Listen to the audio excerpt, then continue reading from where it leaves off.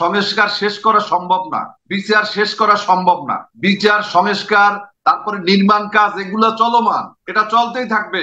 যার কারণে কতটুকু পরে তারপরে নির্বাচন দিবে এটা জাতির সামনে উপস্থাপিত হওয়া দরকার। এই সরকার চাইলে আগামী জুনের ভিতরে নির্বাচন দেওয়া সম্ভব। আসলে আমাদের প্রধান উপদেষ্টা তিনি রাজনৈতিক দলের দাবির প্রেক্ষিতে এবং বাস্তবতার নিরিখে বলেছেন যে 2025 সালের ভিতরে অথবা 2026-এর প্রথমার্ধে। আর প্রথমার্ধে বলতে 30শে জুন বুঝায় না, এটাকে বুঝায় গিয়া মার্চ মাসের কথা বোঝায়, আমি যতটুকু বুঝেছি আর কি। কিন্তু আগ বাড়িয়ে আমাদের প্রধান উপদেষ্টা কিন্তু তিনি এটাও বলেছেন, প্রধান উপদেষ্টা এটাও বলেছেন, যদি জনগণ মনে করে যে সংস্কার আরো প্রয়োজন, যদি সংস্কার আর প্রয়োজন না মনে করে তাহলে তিনি ওই সময় দিয়ে দিতে পারবেন। তবে সংস্কারের জনগণের চাওয়ার উপরে তিনি ছেড়ে দিয়েছেন আগামী 26-এর মাঝামাঝি। এই জনগণের চাওয়াটাই তো হচ্ছে প্রধান আর কি। যদি সমস্ত কিছুতেই তো আমরা যদি শুনি আর কি। আমরা তো শুনেছিলাম যে আওয়ামী লীগ 41 সাল পর্যন্ত থাকবে। যদি, এই যদি দিয়ে তো চলবে না। আমরা বিগত 17টি বছর গণতন্ত্রের জন্য লড়াই করেছি।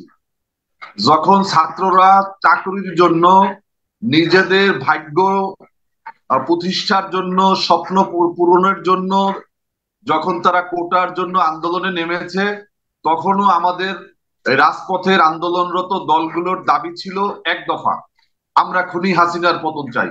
আমরা দীর্ঘ হত্যা, খুন, গুম, অত্যাচার, নির্যাতন, আয়নাগরের বিরুদ্ধে আমরা অবস্থান নিয়েছিলাম। এর পরবর্তী ধারাবাহিকতা আমি এগুলো বলবো না, কিন্তু আজকে এই 17 বছরের যে আমাদের যে জঞ্জাল সৃষ্টি হয়েছে, এর জন্য দায়ী হচ্ছে আওয়ামী লীগ। আওয়ামী লীগ বাংলাদেশের ভোটাধিকার হরণ করেছে, মানুষের ন্যায় বিচার হরণ করেছে, বাংলাদেশ থেকে মানুষের বাক স্বাধীনতা, ব্যক্তি স্বাধীনতাকে খর্ব করেছে, বাংলাদেশ থেকে অর্থ পাচার করেছে, দুর্নীতির মহোৎসব করেছে। যত অন্যায় আছে 17 বছরে হয়েছে, সমস্ত অন্যায়ের দায়ভার হচ্ছে এই আওয়ামী লীগের। কিন্তু আমরা এই 5ই আগস্টের ছাত্রগণ অভ্যুত্থানের, আমি মনে করেন এই জুলাইয়ের 18 থেকে শুরু করে 5 তারিখ পর্যন্ত আমরা আমাদের দলীয় নেতাকর্মী নিয়ে আমরা এই ছাত্রদেরকে সামনে রেখে আমরা রাজপথে ছিলাম এবং সম্মুখ সারিতে ছিলাম। কিন্তু 5 তারিখের পরে দেওয়াল লেখন হলো নৌকা ধানের শীষ, সব সাপের এক বিষ। এটা লেখলো কারা?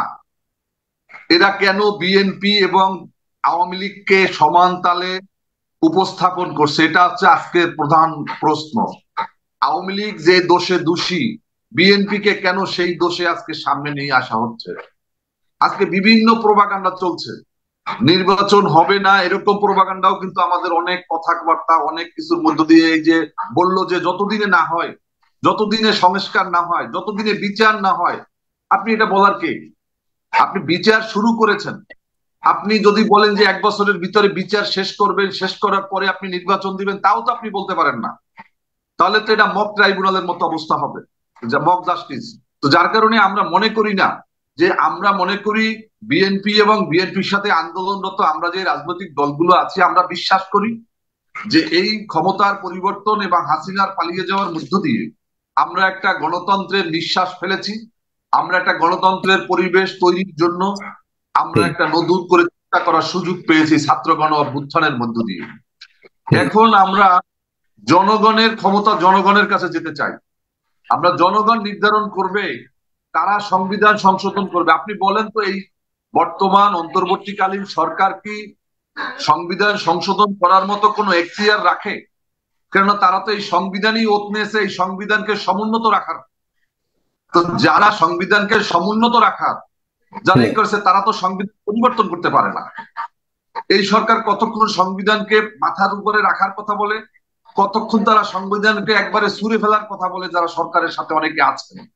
এখন আমাদেরকে একটা জিনিস আমরা চাই, যে আমরা বিএনপির নেতৃত্বে আমরা 31 দফা দিয়েছি।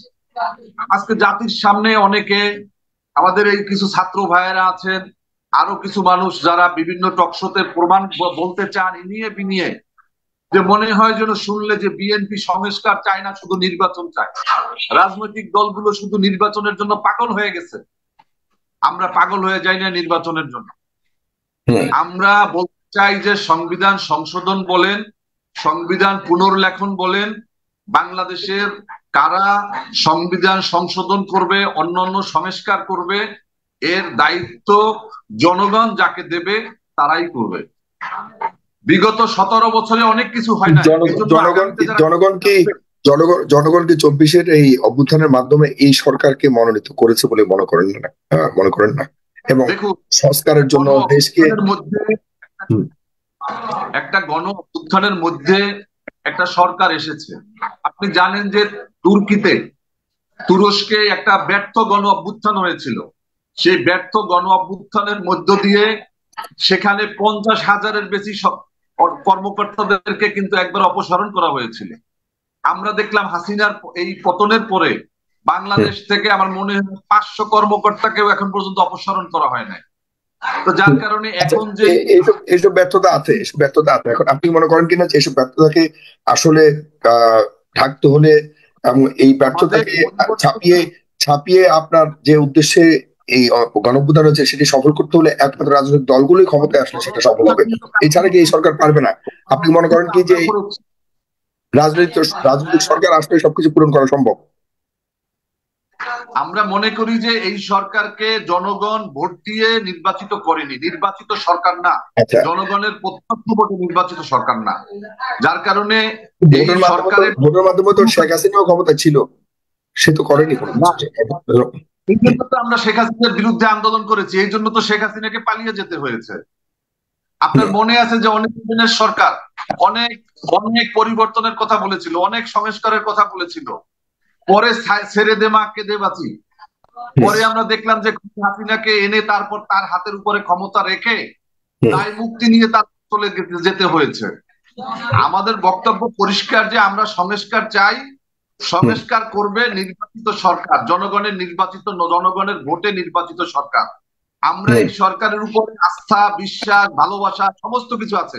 তারেক রহমান বলেছেন যে আমাদের এই সরকারকে কোনোভাবে ব্যর্থ করতে দেওয়া যাবে না, এই সরকারকে সহযোগিতা করে যেতে হবে। এটা আমরা প্রথম দিন থেকে শুরু করে আজকে পর্যন্ত আমাদের একই কথা, আমরা সংস্কার চাই। আমরা দেখেন আপনি এই যে সংস্কার কমিশন গুলো হয়েছে, আমরা কিন্তু প্রত্যেকটা সংস্কার কমিশনে আমরা আমাদের মতামত দিয়েছি। ইতিমধ্যে জনপ্রশাসন মন্ত্রণালয় তারা তাদের সুপারিশ সামনে নিয়ে এসেছে। এই একটা আমার একটাই প্রশ্ন এখানে শর্ট করে আপনাকে আমি শেষ করতে চাই। জনাব মোস্তাফিজুর ইরান, আপনারা দল করেন, এখন 24-এর গণ অভ্যুত্থানের মাধ্যমে একটা নতুন বাংলাদেশ মানুষ দেখতে পাচ্ছে, যেটি আগের বাংলাদেশ থেকে সম্পূর্ণ ভিন্ন। রাজনৈতিক প্রেক্ষাপট এবং গণতান্ত্রিক প্রেক্ষাপট সবকিছু সম্পূর্ণভাবে নতুন।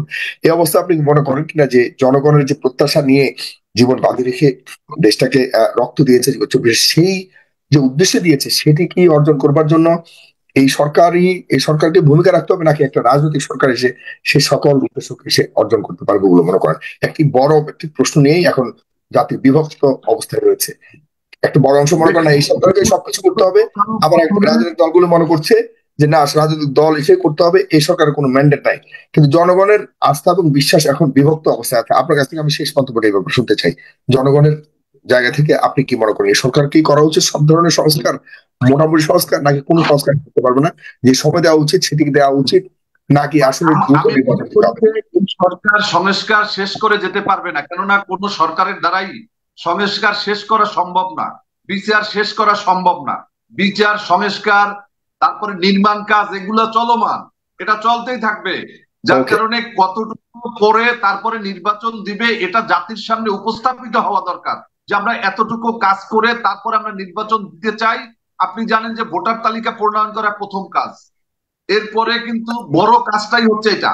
এটা আজকে কিন্তু আমাদের আজকে আগামী এটার ব্যাপারে স্পষ্ট করেছে ডাক্তার মোস্তাফিজুর রহমান। আজকে শফিকুল আলম, যিনি প্রেস সচিব, প্রধান প্রেস সচিব, তিনি বলেছেন রাজনৈতিক দলগুলো যদি চায়, বেশি সংস্কার না চায়, তাহলে ডিসেম্বরের মধ্যে নির্বাচন।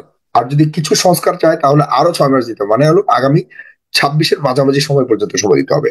আপনার কাছে কি মনে হয় এই ডিসেম্বরের মধ্যে নির্বাচন দেওয়া উচিত, নাকি আরো 6 মাস বেশি দেওয়া উচিত? আমরা তো মনে করি যে ডিসেম্বরের চাইলে, এই সরকার চাইলে আগামী জুনের ভিতরে নির্বাচন দেওয়া সম্ভব, কারণ মার্চ মাসের মধ্যে ভোটার তালিকা প্রণয়ন কমপ্লিট হবে, চাইলে আগামী জুনের ভিতরেও দিতে পারে।